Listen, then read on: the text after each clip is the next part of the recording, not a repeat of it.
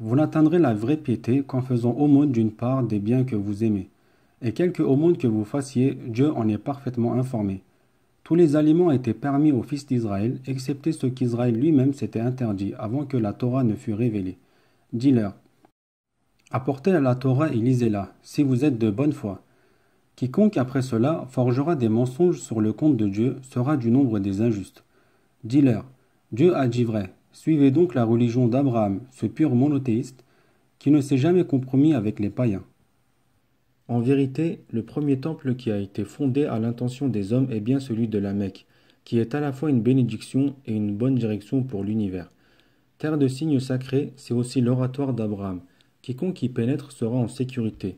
En faire le pèlerinage est un devoir envers Dieu pour quiconque en a la possibilité. Quant aux infidèles, qu'ils sachent que Dieu se passe volontiers de tout l'univers. Dis, ô gens d'Écriture, qu'avez-vous à nier les signes de Dieu, alors que Dieu est témoin de tous vos actes? Dis, ô gens d'Écriture, qu'avez-vous à détourner de la voie de Dieu ceux qui ont la foi? Voudriez-vous rendre cette voie tortueuse alors que vous êtes témoin qu'elle est rectiligne? Sachez que Dieu n'est point inattentif à vos agissements. Ô croyants, si vous écoutez certains adeptes des Écritures, ils feront de vous qui avez reçu la foi des négateurs. D'ailleurs, comment pourriez-vous perdre la foi alors que les versets de Dieu vous sont sans cesse récités et que son prophète se trouve parmi vous? Certes, celui qui s'attache fermement à Dieu ne risque pas de quitter le droit chemin. Ô croyants, craignez Dieu comme il mérite d'être craint et veillez à ne mourir qu'en musulmans. Attachez-vous tous fermement au pacte de Dieu et ne vous divisez pas. Rappelez-vous les bienfaits que Dieu vous a accordés lorsque, d'ennemis que vous étiez, il a rétabli l'union entre vos cœurs et a fait de vous des frères, par un effet de sa grâce. De même que vous étiez sur le bord d'un gouffre infernal et il vous en a sauvés. C'est ainsi que Dieu vous expose clairement ces signes afin que vous trouviez le droit chemin. Puissiez-vous former une communauté qui prêche le bien, ordonne ce qui est convenable et interdit ce qui est répréhensible. Ce sont ceux qui agissent ainsi qui seront les bienheureux. Ne suivez pas les exemples de ceux qui, après avoir reçu les épreuves, se sont divisés et se sont opposés les uns aux autres. À cela est réservé un châtiment exemplaire. Un jour viendra où certains visages seront tout illuminés de bonheur, tandis que d'autres seront tout assombris d'horreur. Ce jour-là, il sera dit à ces derniers, n'est-ce pas vous qui, après avoir cru, avez rejeté la foi? Goûtez donc ces tourments pour prix de vos reniements. Quant à ceux qui ont un visage rayonnant de bonheur, ceux-là seront pour l'éternité reçus en la grâce du Seigneur. Tels sont les signes de Dieu que nous t'exposons en toute vérité, car Dieu n'a nullement l'intention de faire injustice aux hommes. C'est à Dieu qu'appartient tout ce qui est dans les cieux et sur la terre, et c'est à lui que tout fera retour. Vous êtes la meilleure communauté qui n'ait jamais été donnée comme exemple aux hommes. En effet, vous recommandez le bien, vous interdisez le mal, et vous croyez en Dieu. Si les gens des Écritures voulaient croire, cela ne tournerait qu'à leur avantage. Mais il y a parmi eux si peu de croyants, alors que la plupart d'entre eux sont des pervers. Désormais, ils ne peuvent vous causer que quelques dommages infimes, et s'ils vous affrontent, ils vous tourneront vite le dos et ne seront pas secourus. Partout où ils se feront prendre, ils seront couverts d'opprobre, à moins d'un secours émanant de Dieu ou des hommes. Ils se sont attirés la colère de Dieu et ont mérité un sort ignominieux pour avoir rejeté les signes de Dieu, tué injustement ses prophètes, ainsi que pour leur désobéissance et leur agressivité. Cependant, les détenteurs des Écritures ne sont pas tous les mêmes, car parmi eux il y a une communauté pieuse dont les membres passent des nuits entières à réciter les versets de Dieu et à se prosterner. Ils croient en Dieu et au jour dernier, ils ordonnent le bien, réprouvent le mal et s'empressent à accomplir de bonnes œuvres. Ceux-là sont au nombre des justes. Quelque bien qu'ils fassent, il ne leur sera pas dénié, car Dieu connaît bien ceux qui le craignent. Quant aux infidèles, ni leurs richesses ni leurs enfants ne les protégeront du châtiment de Dieu. Ils seront voués à l'enfer qui constituera leur demeure éternelle. Les aumônes qu'ils font en ce monde sont semblables à des champs cultivés par des gens qui ont été injustes envers eux-mêmes, et qu'un vent glacial accompagné de grêle aurait frappé et ravagé. Ce n'est donc point Dieu qui est injuste envers eux, ce sont eux qui l'ont été envers eux-mêmes. Ô vous qui croyez, ne prenez pas de confidents en dehors de votre communauté, qui ferait tout pour vous corrompre, car rien ne leur ferait plus plaisir que de vous voir en difficulté. La haine qu'ils vous portent perce déjà dans leurs propos. Que dire alors de celle qu'ils cachent dans leur cœur? Vous voilà donc suffisamment avertis, à vous d'en juger. Vous, musulmans, vous les traitez en amis, alors qu'ils vous traitent en ennemis, et vous croyez au livre dans sa totalité, pendant que, quand ils vous rencontrent, vous disent qu'ils sont eux aussi des croyants. Mais dès qu'ils se trouvent seuls, ils se mordent les doigts de colère contre vous. Dis-leur, puissez mourir de rage. Dieu connaît si bien le fond de leurs pensées. Le moindre bien qui vous arrive les afflige, et tout mal qui vous atteint les remplit de joie. Mais si vous êtes patient et si vous craignez Dieu, leurs manœuvres ne vous causeront aucun tort, car Dieu cerne leur agissement de toutes parts. Prophète, rappelle-toi le matin où tu quittas ta famille pour aller placer les croyants à leur poste de combat, alors que Dieu entendait et savait tout. 2 groupes de votre armée étaient sur le point de faire défection, et c'est Dieu qui a raffermi leur courage. N'est-ce pas que c'est en Dieu que les croyants doivent placer leur confiance? Dieu ne vous a-t-il pas accordé la victoire à Badr malgré votre nombre insignifiant? Craignez donc Dieu afin de lui témoigner votre reconnaissance. Tu disais alors aux croyants, ne vous suffit-il pas que votre Seigneur vous envoie en renfort 3000 anges descendus à cette fin du ciel? Bien plus, si vous faites preuve de patience et de piété, et que vos ennemis viennent à vous attaquer par surprise, Dieu vous enverra en renfort 5000 anges d'élite. Dieu n'a agi de la sorte qu'à titre d'heureuses nouvelles, destinées à vous redonner confiance, car la victoire ne peut venir que de Dieu, le puissant, le sage. Soit en faisant tailler les infidèles en pièces, soit en leur faisant subir une défaite humiliante et en les acculant au désespoir. Le fait qu'ils soient coupables ne te permet pas de décider de leur sort. C'est à Dieu seul qu'il appartient de leur pardonner ou de les punir. Car tout ce qui est dans les cieux et sur la terre appartient à Dieu, qui seul peut absoudre qui il veut et punir qui il veut. Dieu est, en vérité, plein de clémence et de miséricordieux. Ô vous qui croyez, ne pratiquez pas l'usure pour multiplier sans cesse vos profits. Craignez Dieu si vous voulez assurer le salut de votre âme. Redoutez l'enfer destiné aux négateurs. Obéissez à Dieu et aux prophètes afin de bénéficier de la grâce divine. Hâtez-vous de mériter l'absolution de votre Seigneur et un paradis aussi vaste que les cieux et la terre, destiné à ceux qui craignent Dieu. À ceux qui font l'aumône, qu'ils soient à l'aise ou dans la gêne, qui savent réprimer leur colère et pardonner à leurs semblables, car Dieu aime les bienfaiteurs. À ceux qui, ayant commis un forfait ou une injustice envers eux-mêmes, invoquent Dieu pour lui demander pardon de leurs péchés, car qui peut absoudre un pécheur si ce n'est le Seigneur? À ceux enfin qui ne persistent pas dans le mal dès qu'ils s'aperçoivent qu'ils sont dans l'erreur. Cela, leur récompense sera le pardon de leur Seigneur, ainsi que des jardins sous lesquels coulent des rivières, et où leur séjour sera éternel. Et quelle belle récompense pour ceux qui accomplissent des œuvres salutaires. Que de peuples ont connu avant vous les mêmes vicissitudes. Parcourez donc la terre et voyez quelle fut la fin de ceux qui criaient au mensonge. Ceci est un avertissement adressé aux hommes, mais c'est aussi un guide et une exhortation pour ceux qui craignent Dieu. Ne vous découragez pas, ne vous affligez pas, et vous aurez bientôt la victoire si vous avez la foi. Et si vous avez subi un revers douloureux, sachez que votre ennemi a déjà connu un revers semblable. C'est ainsi que nous faisons altérer les jours fastes et les jours néfastes parmi les hommes, afin que Dieu reconnaisse les vrais croyants et élise parmi vous des martyrs, car Dieu n'aime point les injustes. C'est aussi un moyen pour Dieu de purifier par l'épreuve ceux qui ont cru et d'anéantir les infidèles. Pensiez-vous entrer au paradis sans que Dieu n'ait jamais mis à l'épreuve la sincérité et l'endurance de ceux qui d'entre vous ont combattu pour lui?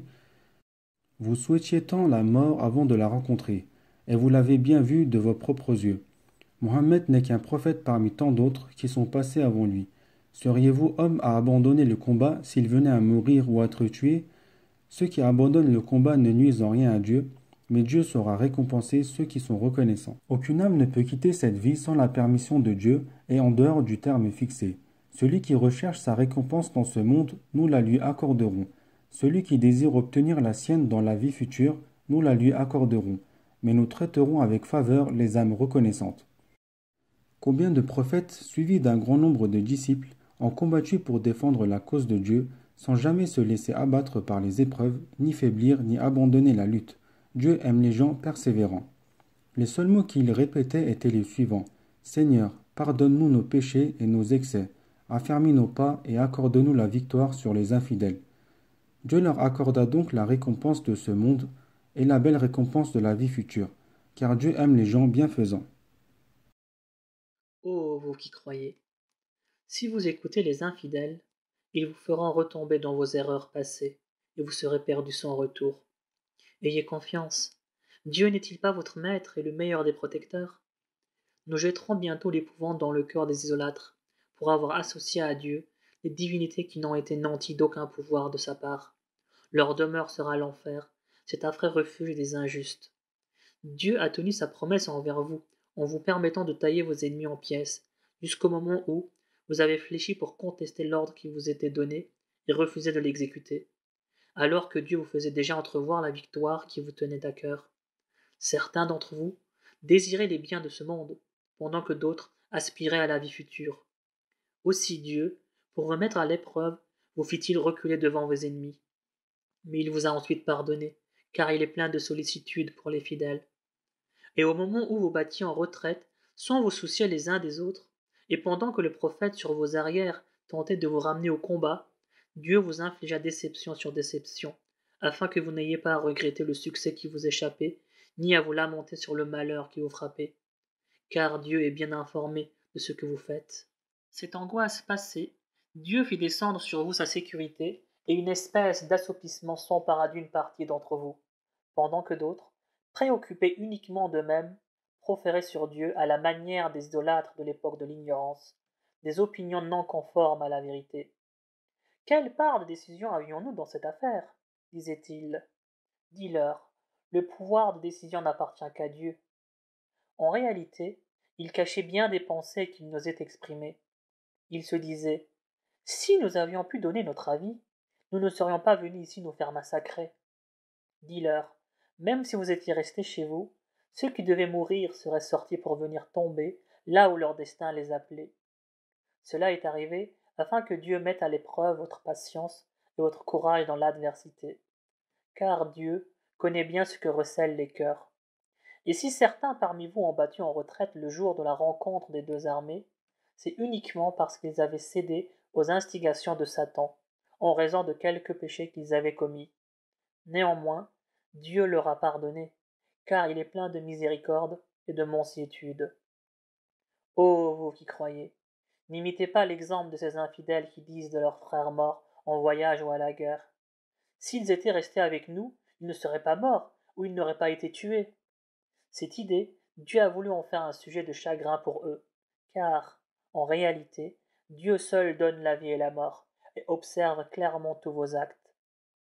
Par ailleurs, que vous soyez tués en service de Dieu, ou que vous soyez morts de mort naturelle, le pardon et la miséricorde de Dieu ne sont-ils pas plus précieux que toutes les richesses que vous pouvez accumuler? Que vous mouriez de mort naturelle, ou que vous soyez tués, n'est-ce pas que c'est devant votre Seigneur que vous serez tous rassemblés? C'est par un effet de la grâce de Dieu que tu es si conciliant envers les hommes, car si tu te montrais brutal ou inhumain avec eux, ils se seraient tous détachés de toi. Sois donc bienveillant à leur égard. Implore le pardon de Dieu en leur faveur. Consulte-les quand il s'agit de prendre une décision.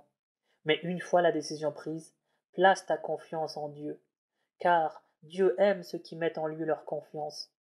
Si Dieu vient à votre secours, nul ne pourra vous vaincre, et s'il vous abandonne, qui donc, en dehors de lui, pourra vous secourir? Que les croyants mettent donc leur confiance en leur Seigneur. Il ne sied nullement à un prophète de dérober une partie du butin, car quiconque l'aura fait sera tenu de rapporter le butin dérobé le jour du jugement dernier. Et c'est le jour où toute âme sera rétribuée selon ce qu'elle aura accompli et où personne ne sera lésé. Peut-on comparer celui qui s'applique à être agréable à Dieu à celui qui s'attire sa colère et qui aura pour séjour la géhenne, cette affreuse demeure? Il occupe des degrés différents auprès de Dieu qui perçoit parfaitement leurs œuvres. Dieu a été d'une extrême bonté envers les croyants en choisissant parmi eux un prophète pour leur réciter les versets divins, les purifier de leurs péchés et leur enseigner le livre et la sagesse, bien qu'ils fussent autrefois dans un égarement manifeste. Ayant subi un revers pour la première fois, après en avoir infligé le double à vos ennemis, vous vous dites: comment avons-nous pu mériter cette disgrâce? Dis-leur: vous ne devez vous en prendre qu'à vous-même. La puissance de Dieu n'a point de limite.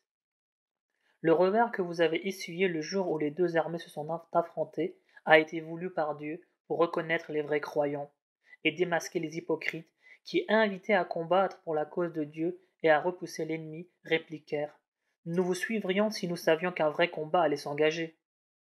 Ils étaient ce jour-là proches bien plus de l'impiété que de la foi, et ils disaient tout haut le contraire de ce qu'ils pensaient tout bas. Mais Dieu est le mieux informé de ce qu'ils pensaient réellement. Pendant qu'eux-mêmes étaient restés tranquillement chez eux, ils avaient dit de leurs frères tombés au champ de bataille: S'ils nous avaient écoutés, ils ne se seraient pas fait tuer. Dis-leur: empêchez donc la mort de vous atteindre vous-même si vous êtes véridiques. Ne crois surtout pas que ceux qui sont tombés pour la cause de Dieu soient morts. Ils sont, au contraire, bien vivants auprès de leur Seigneur qui les comble de ses faveurs. Ils sont heureux d'être reçus au sein de la grâce du Seigneur, et ravis que leurs compagnons de combat, qui ne les ont pas encore rejoints, ne connaîtront ni peur ni chagrin. Et ils se réjouissent des bienfaits et de la grâce de Dieu, sachant que Dieu ne frustre jamais de leur récompense les croyants qui ont répondu à l'appel de Dieu et du prophète, malgré les blessures qu'ils avaient reçues. À ceux d'entre eux dont la conduite a été exemplaire et dont la foi a été inébranlable est réservée une magnifique récompense. Ce sont ceux-là qui, lorsqu'on est venu leur dire: vos adversaires réunissent leurs forces pour vous attaquer, soyez vigilants, ont vu leur foi se décupler et se sont écriés: Dieu seul nous suffit, n'est-il pas le meilleur des protecteurs? Et comblés des bienfaits du Seigneur et de sa grâce, ils revinrent chez eux, sans avoir éprouvé le moindre mal. Ils ne recherchaient en fait que l'agrément du Seigneur, dont la grâce n'a point de limite. Ces nouvelles défaitistes ne sont que l'œuvre de Satan qui les utilise pour intimider ses adeptes.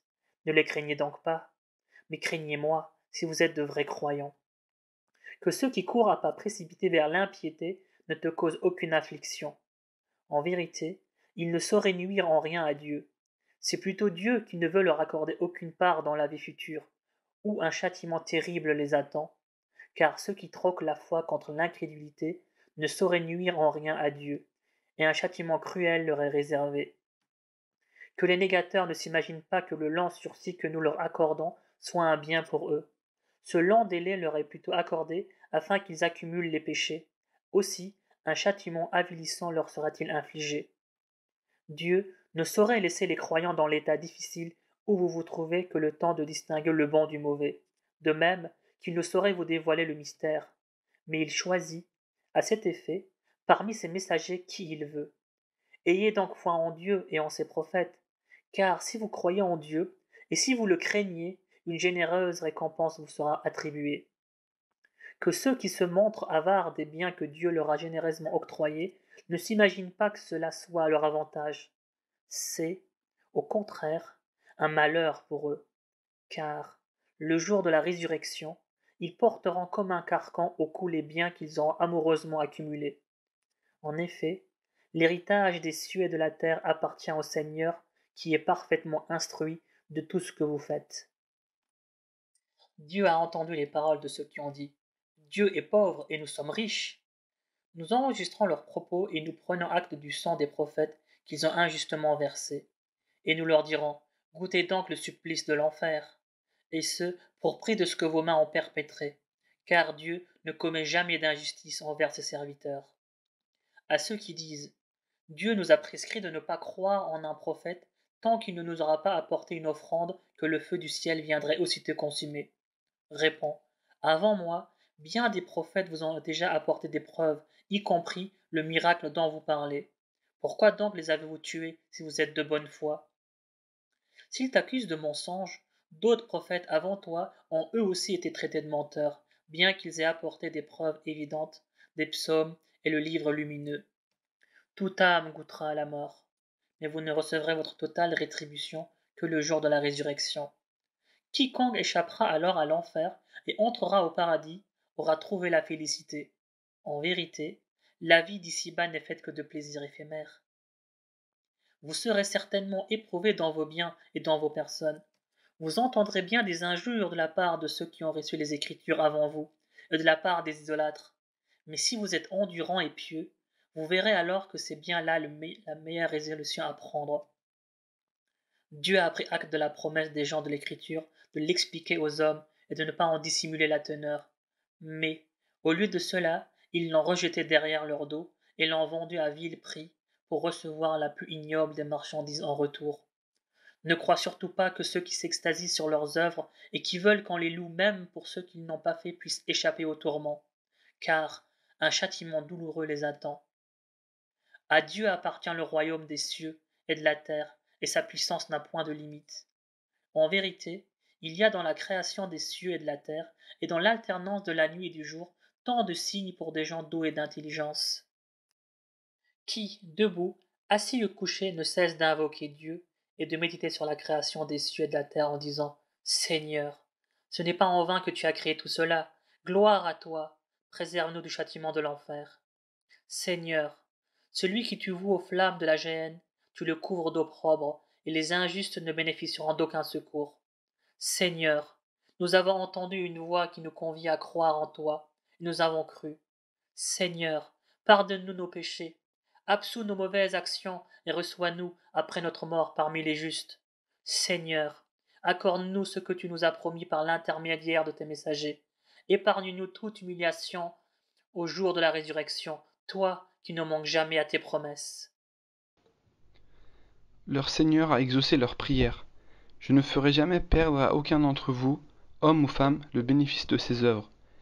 N'êtes-vous pas issus les uns des autres, ceux qui seront expatriés, qui auront été chassés de leur foyer, qui auront souffert pour ma cause, qui auront combattu ou auront été tués à mon service?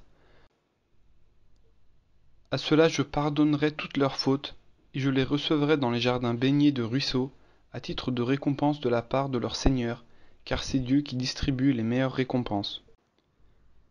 Ne te laisse donc pas impressionner par l'agitation provoquée par les infidèles à travers le monde. Ce n'est là qu'une piètre jouissance qui sera vite suivie de leur séjour en enfer. Et quel affreux séjour!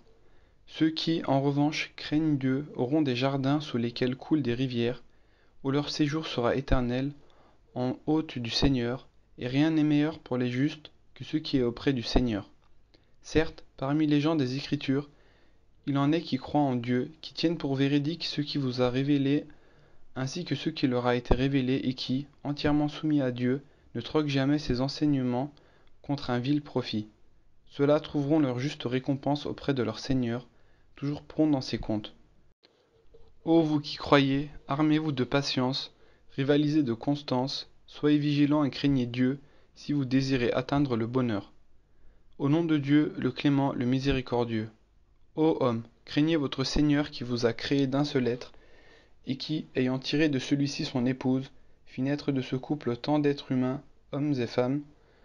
Craignez Dieu au nom duquel vous vous demandez mutuellement assistance. Respectez les liens du sang, en vérité, Dieu vous observe en permanence. Restituez aux orphelins leur héritage. Ne substituez pas ce que vous possédez de mauvais à ce qu'ils possèdent de bon. Ne vous emparez pas de leur patrimoine en l'incorporant en vôtre, car ce serait là un crime abominable. Si vous craignez, en épousant des orphelines, de vous montrer injuste envers elles, sachez qu'il vous est permis d'épouser en dehors d'elles, parmi les femmes de votre choix, 2, 3 ou 4 épouses. Mais si vous craignez encore de manquer d'équité à l'égard de ces épouses, n'en prenez alors qu'une seule, libre ou choisie parmi vos esclaves. C'est pour vous le moyen d'être aussi équitable que possible. Remettez à vos femmes leur dos en toute propriété. Mais si elles vous en abandonnent une partie de bon gré, vous pouvez en disposer en toute tranquillité. Ne confiez pas aux incapables la gestion de biens que Dieu vous a donnés pour subsister. Assurez-leur cependant sur ces biens de quoi vivre et s'habiller, et tenez-leur toujours un langage empreint de bienveillance et de bonté. Mettez à l'épreuve le degré de maturité des orphelins jusqu'à l'âge de la puberté, et si vous constatez qu'ils ont acquis un bon jugement, remettez-leur leur héritage. Gardez-vous de vous empresser de le dilapider avant leur majorité. Si le tuteur est riche, qu'il s'abstienne de toucher aux biens de ses pupilles, et s'il est pauvre, il ne doit en user que de façon modérée. Au moment de remettre aux orphelins leurs biens, assurez-vous la présence de témoins, quoique Dieu, pour recevoir des dons, suffise amplement. Il revient aux héritiers mâles une part dans l'héritage laissé par leurs ascendants ou leurs proches. De même qu'il revient aux femmes une part dans l'héritage laissé par leurs ascendants ou leurs proches. Et quelle que soit l'importance de la succession, cette quotité est une obligation. Lorsque des proches non héritiers, des orphelins ou des nécessiteux sont présents au partage de l'héritage, on leur en offrira quelque chose et on leur adressera quelques paroles aimables. Que Que les tuteurs se représentent un instant les craintes qu'ils ressentiraient pour leur propre enfant en bas âge, s'ils étaient eux-mêmes à l'article de la mort. Qu'ils craignent donc Dieu, et qu'ils traitent avec justice et tendresse leurs pupilles, car ceux qui dévorent injustement les biens des orphelins n'introduisent que le feu dans leurs entrailles, et ils sont voués à l'enfer. En ce qui concerne vos enfants, Dieu vous prescrit d'attribuer aux garçons une part égale à celle de 2 filles. S'il n'y a que des filles, et qu'elles soient au moins 2, il leur sera attribué les 2/3 de ce que laisse le défunt. Mais s'il n'y en a qu'une seule, elle en prendra la moitié. Si le défunt laisse un enfant, les ascendants, père et mère, auront chacun un 6e de l'héritage. Mais s'il ne laisse pas d'enfant, et que ses pères et mères soient ses seuls héritiers, la mère aura droit au tiers. Si elle laisse des frères et des sœurs, sa mère aura le 6e, après que les legs et les dettes du défunt auront été acquittés. De vos ascendants ou de vos descendants, vous ne savez pas lesquels vous sont les plus dévoués. C'est là une obligation divine à observer. Dieu est omniscient et sage.